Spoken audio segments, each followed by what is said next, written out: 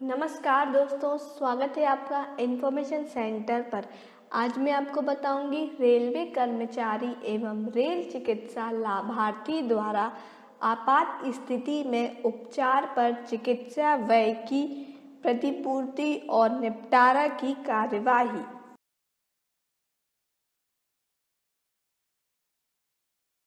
पहला, प्रतिपूर्ति दावे की मंजूरी के लिए जिन मामलों पर विचार किया जाएगा, सामान्य नियमों के अनुसार किसी रेलवे चिकित्सा लाभार्थी को अपने तथा आश्रितों के चिकित्सा उपचार के लिए रेलवे चिकित्सा अधिकारी को रिपोर्ट करना होगा।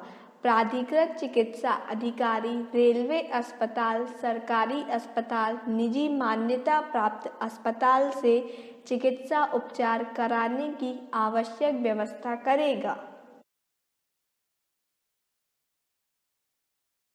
आपवादिक परिस्थितियों में क्षेत्रीय रेलों के मुख्य चिकित्सा निदेशक परिस्थिति के अनुसार किसी निजी अस्पताल से उपचार कराने के लिए रेलवे बोर्ड से विशेष अनुमति ले सकते हैं। रेलवे चिकित्सा लाभार्थी आपात स्थिति के मामलों को छोड़कर उपचार के लिए अपने आप निजी अस्पताल में नहीं जा सकते हैं। आपात स्थिति की परिस्थिति: किसी कारण से कोई भी हालत या लक्षण अचानक उत्पन्न होने पर तथा जिसका तुरंत उपचार न कराए जाने पर रोगी के स्वास्थ्य के लिए हानिकारक होगा या रोगी के जीवन के लिए खतरनाक होगा। उदाहरण: सड़क दुर्घटना, अन्य प्रकार की दुर्घटनाएं, गंभीर हृदयाघात आदि।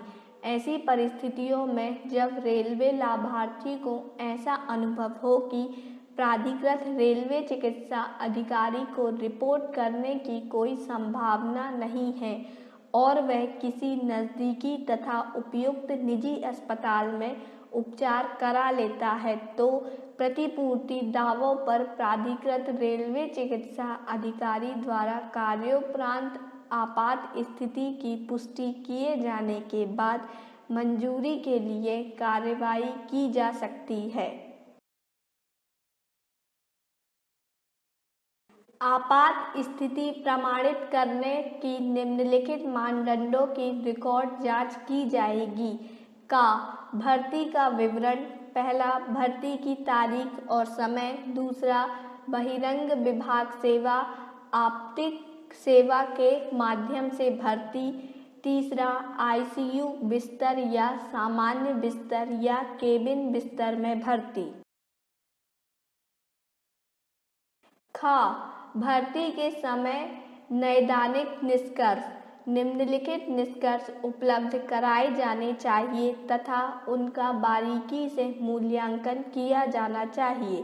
पहला, नाड़ी दर प्लस रेट। दूसरा, ब्लड प्रेशर। तीसरा, चेतनता का स्तर।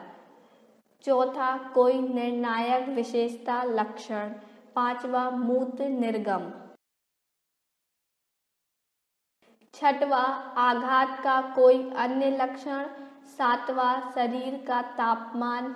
आठवां, बाहरी घाव का फैलाव। नौवां, सक्रिय रक्तस्राव की मात्रा। 10वां, सीने में दर्द या शरीर के किसी अन्य भाग में दर्द की सीमा।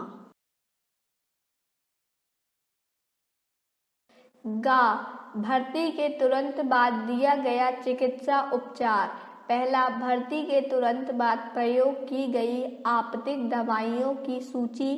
दूसरा, भर्ती के तुरंत बाद की गई शल्य क्रिया।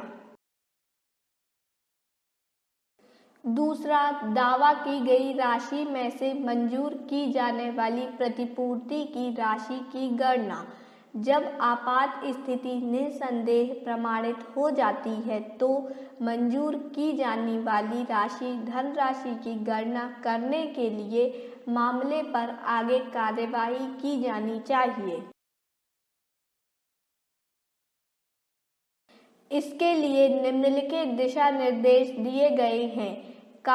सरकारी अस्पताल में कराया गया उपचार पूर्ण स्वीकार्य राशि की मंजूरी के लिए अनुशंसा की जानी चाहिए।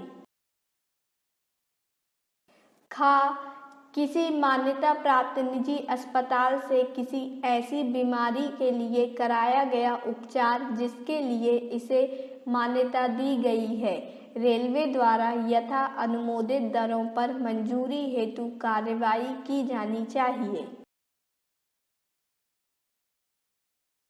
गा किसी मान्यता प्राप्त निजी अस्पताल से किसी ऐसी बीमारी के लिए कराया गया उपचार जिसके लिए वह मान्यता प्राप्त नहीं है या गैर मान्यता प्राप्त निजी अस्पताल से उपचार कराए जाने पर प्रतिपूर्ति उस शहर या नज़दीकी शहर की केंद्रीय सरकार स्वास्थ्य योजना के दरों पर की जानी चाहिए।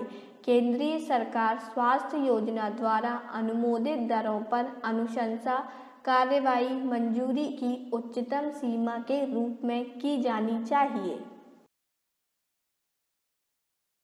तीसरा, रेलवे द्वारा मान्यता प्राप्त निजी अस्पतालों की अनुमोदित दरों को क्षेत्रीय रेलों की वेबसाइट पर डालना चाहिए ताकि कार्रवाई मंजूरी के सभी स्तरों पर सभी संबंधित व्यक्तियों को इनकी जानकारी मिल सके। चौथा, चिकित्सा विज्ञान में कोई भी सूची संपूर्ण नहीं हो सकती, अतः ऐसी संभावना होती है कि कभी-कभी ऐसा अवसर भी हो सकता है जब एक प्रस्तुत किया दावा केंद्रीय सरकार स्वास्थ्य योजना की दर सूची में पूरी तरह से परिलक्षित न हो। ऐसे मामलों में चिकित्सा निदेशक मंडलों के प्रभारी मुख्य चिकित्सा अधीक्षक अपने विवेक का प्रयोग करने के लिए सह वित्तीय परामर्श से एक आज्ञापक आदेश जारी करेंगे। पांचवा, पिछले संदर्भों से बचने के लिए प्रतिपूर्ति के सभी मामलों पर पूर्व में जारी की गई जांच सूची के अनुसार कार्रवाई की जाएगी। ये अनुदेश इस पत्र के जारी होने की तारीख से प्रभावी होंगे। पुराने मामले जिन पर पहले ही निर्णय लिया जा चुका है को दोबारा नहीं खोला जाएगा। कार्यविधि, यदि रेल कर्मचारी द्वारा प्राधिकृत चिकित्सा अधिकारी से रेफर कराए बिना किसी गैर मान्यता प्राप्त प्राइवेट अस्पताल में उपचार कराया जाता है तो दावों की प्रतिपूर्ति पर विचार और अस्वीकृति के लिए अपनाई जाने वाली कार्यविधि निम्नानुसार होगी। ए, मंडल क्षेत्रीय अस्पताल उत्पादन कारखाने स्तर पर पहला, प्राधिकृत चिकित्सा अधिकारी सबसे पहले दावों की छानबीन करेगा और इसे संबंधित मंडल उत्पादन कारखाने के मुख्य चिकित्सा अधीक्षक या क्षेत्रीय अस्पताल के चिकित्सा निदेशक के पास भेजेगा। दूसरा, मुख्य चिकित्सा अधीक्षक चिकित्सा निदेशक दावों की छानबीन करेगा और यदि आपातकालीन स्थिति में उपचार कराया हो तो उस राशि की प्रतिपूर्ति किए जाने की सिफारिश करेगा और इसे सह वित्त सहमति के लिए भेजेगा।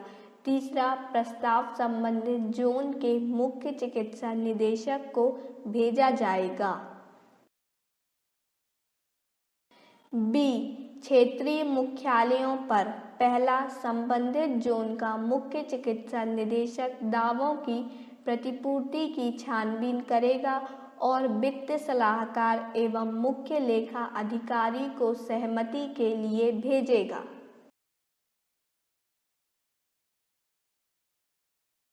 दूसरा, यदि प्रतिपूर्ति की राशि महाप्रबंधक के प्रपट शक्तियों के भीतर है तो उनके अनुमोदन के लिए भेजा जाएगा, अन्यथा प्रस्ताव बोर्ड के विचारार्थ भेजा जाएगा। दूसरा, दावों को अस्वीकार करने के लिए सक्षम प्राधिकारी वे प्राधिकारी होंगे जो उन मामलों की छानबीन करेंगे जिन दावों की आपात स्थिति साबित नहीं हुई। ए, बोर्ड के दिनांक 31/1/2007 के पत्र संख्या 2005H64 पॉलिसी 2 में निर्धारित मार्ग निर्देशों के अनुसार उन मामलों में जिनका उपचार आपात स्थिति में नहीं हुआ है, दावों को अस्वीकार करने के लिए सक्षम प्राधिकारी मंडल उत्पादन कारखाने के जैसा भी मामला हो, मुख्य चिकित्सा अधीक्षक या क्षेत्रीय अस्पताल के चिकित्सा निदेशक होंगे।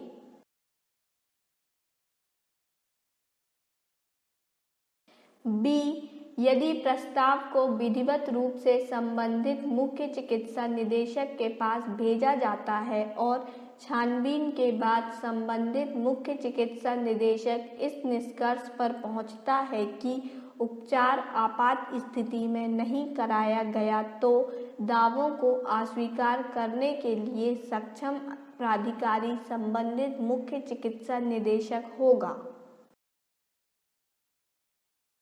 सी, यदि अस्वीकृत आपात स्थिति में न हुए उपचार को छोड़कर किसी भी कारण से होती है तो दवा अस्वीकार करने के लिए सक्षम प्राधिकारी मंडलीय स्तर पर मंडल रेल प्रबंधक और क्षेत्रीय उत्पादन कारखाना स्तर पर महाप्रबंधक होंगे।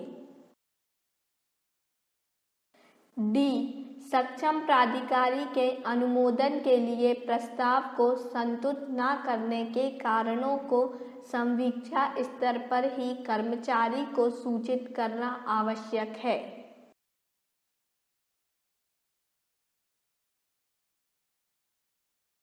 हमारे इस वीडियो को एंड तक देखने के लिए आपका बहुत बहुत धन्यवाद। आपको हमारा ये वीडियो कैसा लगा हमें कमेंट बॉक्स पर कमेंट कर जरूर बताएं और जो इस चैनल पर नए हैं वह हमारे चैनल इन्फॉर्मेशन सेंटर को सब्सक्राइब कर लें। आप हमारे वीडियो को लाइक एंड शेयर जरूर करें। धन्यवाद।